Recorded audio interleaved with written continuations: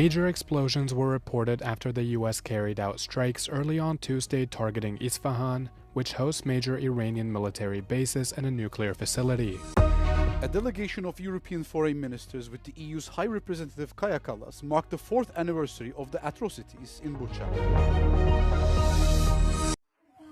A massive fireball was seen rising over the Iranian city of Isfahan following US attacks earlier on Tuesday.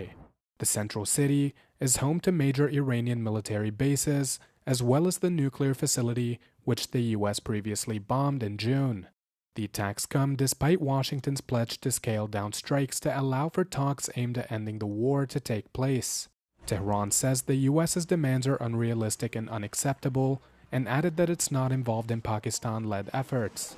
مطالبی که به ما منتقل شده، حالا تحت هر عنوانی که شما بخواید اسمشو ببرید، 15 بندی یا کمتر و بیشتر، درخواستایی بسیار زیاده خواهانه و غیر واقع بینانه و غیر منطقی بوده. نشستایی که پاکستان با کشورهای همسایه داره، خب چارچوبی است که خودشون تأسیس کردن. ما در این Meanwhile, Iranian attacks are continuing to strike deep inside Israel, with strikes on central areas injuring several people. These retaliatory attacks are also targeting Gulf Arab neighbors, with authorities in the UAE announcing on Tuesday that they had intercepted aerial threats over Dubai. The price of oil continues to soar, with Brent crude, the international standard, spiking to around $113 a barrel as Iran maintains its stronghold over the Strait of Hormuz. Constraints on oil exports via the waterway, where 20% of the world's oil typically passes, have caused the price of oil to increase by roughly 70% compared to pre-war figures. Lebanon's Justice Minister Adel Nasser has called on the international community to condemn Israel's occupation of Lebanese territory in an interview with Euronews program Europe Today. Nasser acknowledged Lebanon faces both internal and external risks, referring to both Hezbollah and Israel, and described the situation as dramatic. In one hand, there are the Israeli attacks, and on the other hand, there is Hezbollah undermining the state. We are aware that practically, in order to be able to conduct efficient negotiations, we have to hold the decision of war and peace and not to have a parallel organization undermining the state. On the other hand, it is also obvious that we cannot accept that our territory be used as a target by Israel the way Lebanon is being targeted. Nasser's comments follow Israeli Prime Minister Benjamin Netanyahu's order on Sunday to expand a military operation along Israel's northern border. Lebanese authorities warn the move could see additional land seized, describing it as an invasion and occupation of their territory. Earlier this month, Lebanon banned Hezbollah's military operations as tensions escalated. Nasser said his government has been clear that it rejects the use of Lebanese territory as a launchpad for Iran or its proxies against Israel. Nasser also urged Israel to respond to Lebanese president's call for negotiations, warning that further incursions could have a dramatic impact on the civilian population already at risk of displacement and malnutrition. A delegation of 12 European foreign ministers and the EU's top diplomat, Kaja Kallas, have arrived in Kiev to mark the 4th anniversary of the atrocities in Bucha. The visit to the town where more than 400 bodies were discovered following the end of a month-long Russian occupation in 2022 serves as a grim reminder of the war crimes documented by the United Nations. While 26 member states pledged full accountability for the victims on Tuesday, the EU remains divided internally as Hungary did not sign the joint statement and continues to block a vital €90 billion loan for Kiev. The anniversary falls at a critical time for Ukraine, with the international committee's attention gripped by the escalating conflict in the Middle East. EU officials warned that the continent's biggest land war must not be forgotten. Kaja Kallas emphasized that accountability is an indispensable element of a lasting peace, even as US-mediated negotiations remain stalled. The EU will continue to provide military, financial, energy and humanitarian support, Kallas said in an earlier post on X.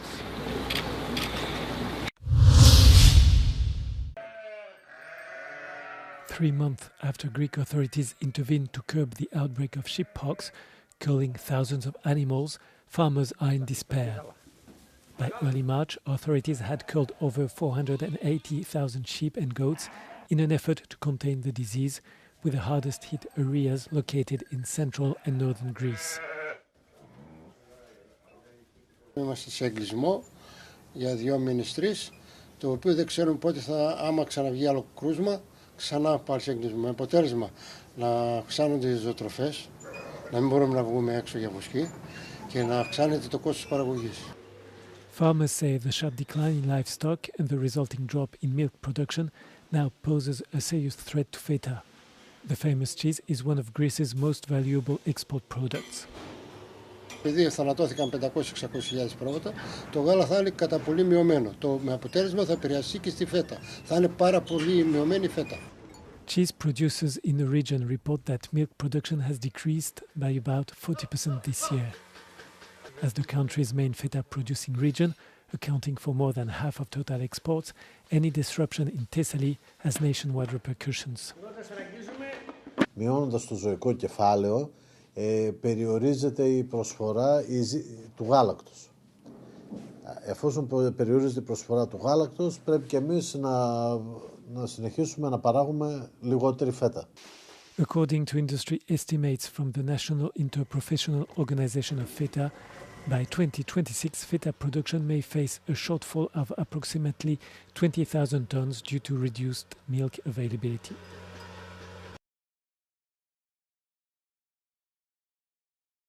Today, that story enters a bold new chapter. For the first time ever, the Eurovision format comes to Asia. Here, nations will compete, and new stars will be discovered on a stage built for a new generation. In Asia, the possibilities are even greater. This is a new chapter in the Eurovision story. Eurovision Song Contest Asia.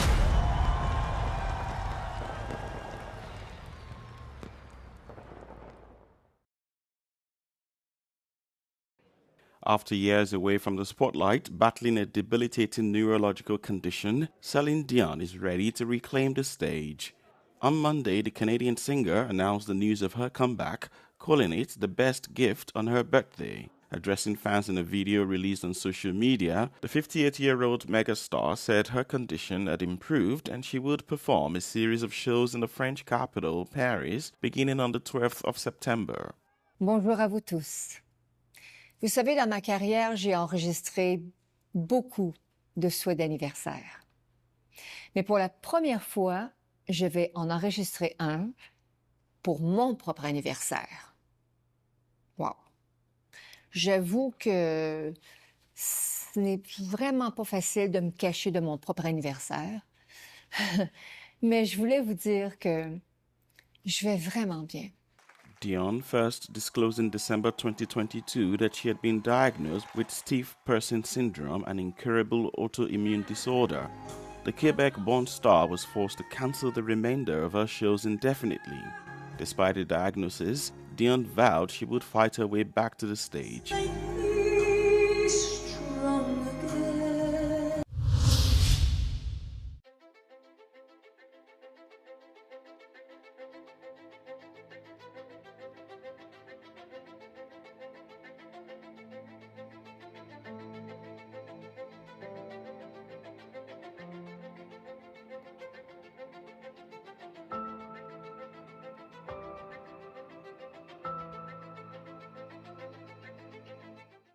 This individual was buried properly originally because we could find the arms, including the fingers that are very easy, as you can understand, can be removed. So everything was in correct position.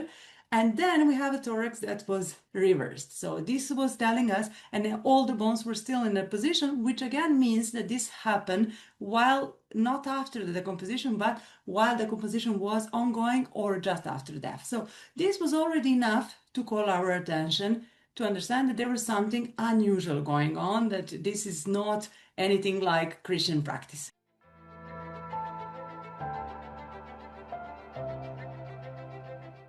Second thing we noticed was in laboratory, and that was all these unusual fractures, and we also noted that the individual was killed. So that was already calling our attention even more, because now we realize that definitely something is happening there.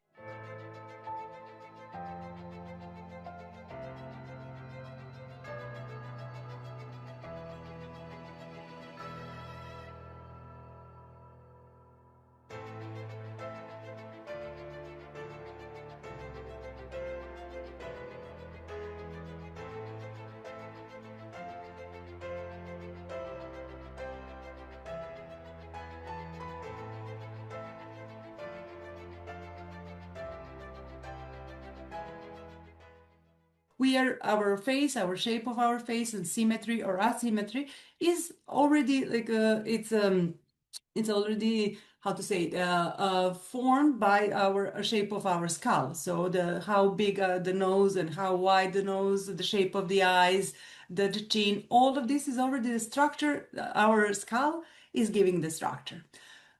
There are, of course, some things that we cannot really know. So if the person had a long hair, short hair, no hair, if they were wearing beard or not, these are some artistic freedoms, because we cannot know these things.